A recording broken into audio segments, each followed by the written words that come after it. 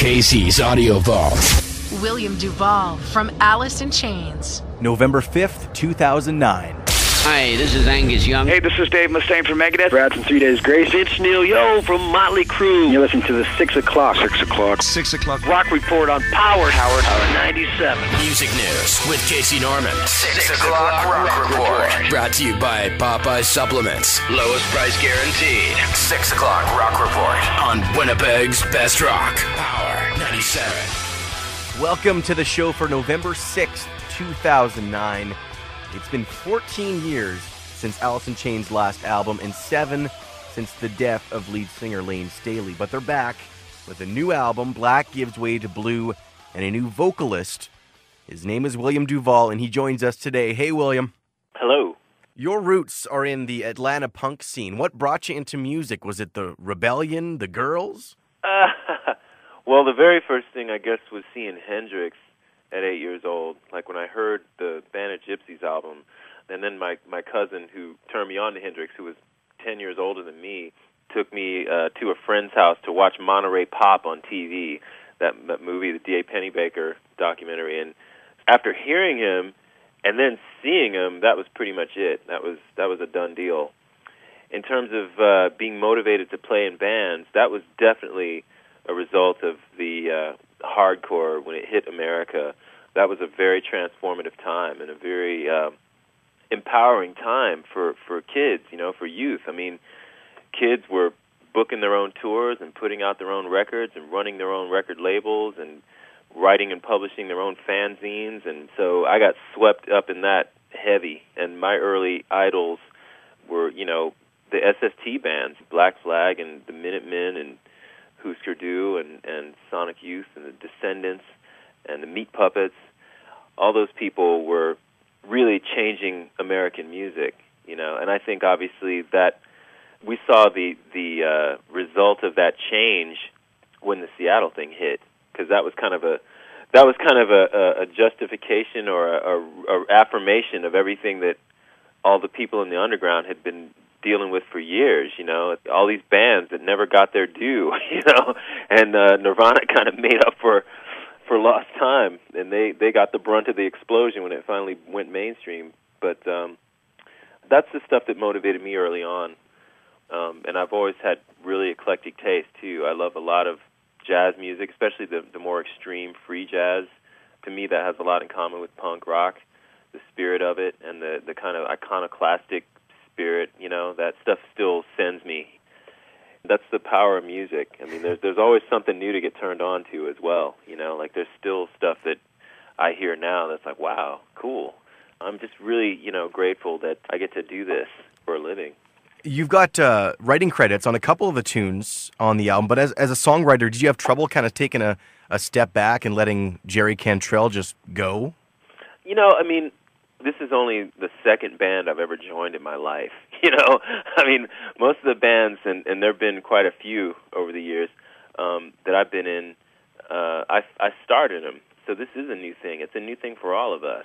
On this album, Cantrell certainly had a lot of mourning to do, so that was kind of part and parcel of the whole process, and we recorded like twice as many songs as what actually came out on this album too, and a lot of those ones that didn't get on there are very good. So maybe that stuff will see the light of day sometime as well. But I just look at this as a first step. It's kind of the first chapter of a new book. We're figuring it out as we go, man. That's all we've been doing for the last 4 years. You've known Jerry for many years now. How did you guys first meet? I first met him back in 2000. When my band Comes With the Fall moved from Atlanta to Los Angeles. So he came up to me in a club called the Dragonfly in Hollywood.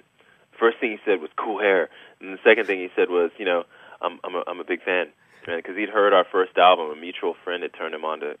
So we just started hanging out from then on, man. He was around us all the time. He even learned a couple songs off our first album and would get on stage with us every club we were playing around Hollywood.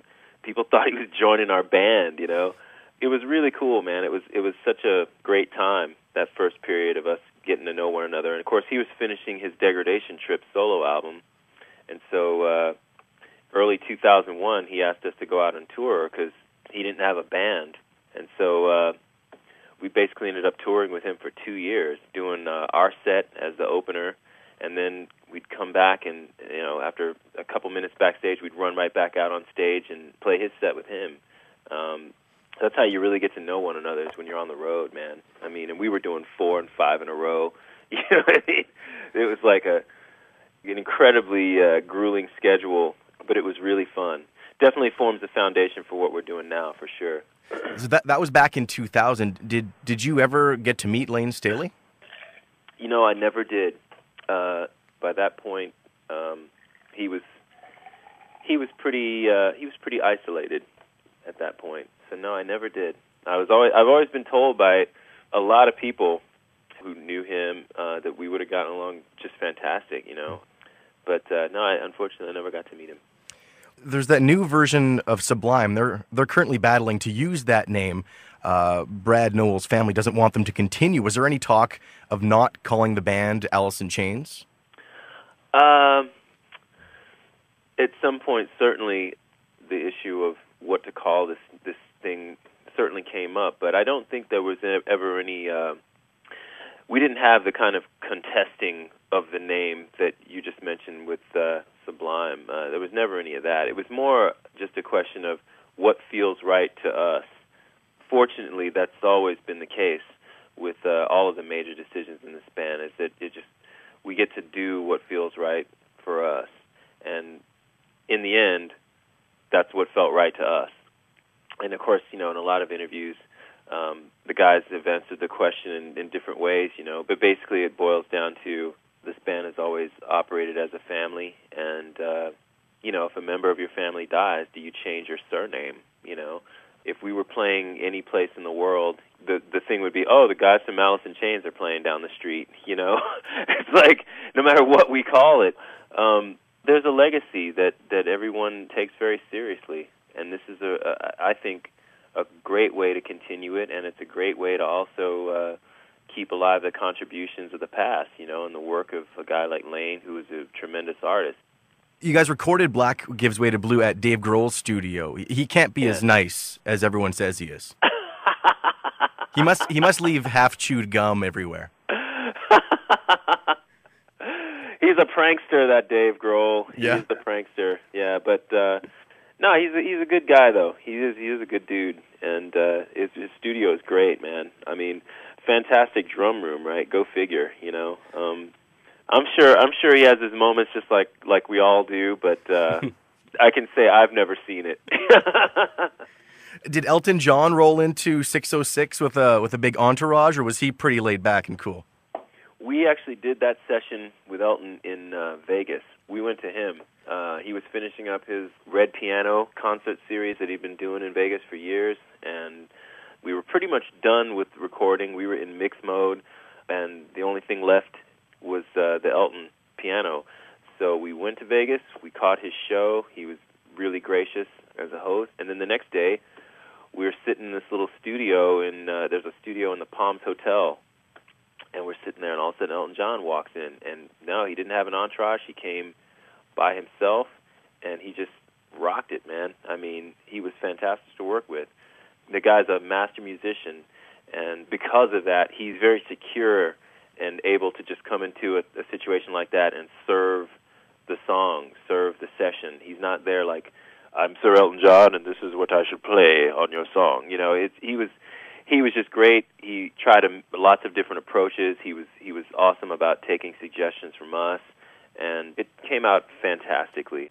And that guy works harder than anybody, too. For every gig you hear about, there's 5 that he's doing that's private, some charity thing, or, you know what I mean?